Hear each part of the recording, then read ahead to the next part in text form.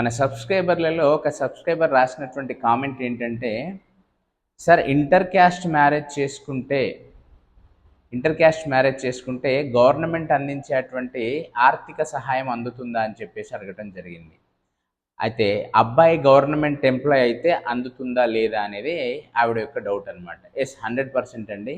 Inter caste మ్యారేజ్కును government ఎంప్లాయ్కి ఎలాంటి సంబంధం లేదు. ఇంటర్ క్యాస్ట్ అనేది ఏంటంటే మన సమాజంలో ఉన్నటువంటి తక్కువ ఎక్కువ అనే కులాలు ఏవైతే ఉన్నాయో వాళ్ళని అందరినీ సమానంగా తీసుకురావాలనే ఉద్దేశంతో ఈ గవర్నమెంట్స్ అలాగే కొన్ని స్వచ్ఛంద సంస్థలు ఇంటర్ క్యాస్ట్ మ్యారేజెస్ని ఎంకరేజ్ చేస్తూ ఉన్నాయి.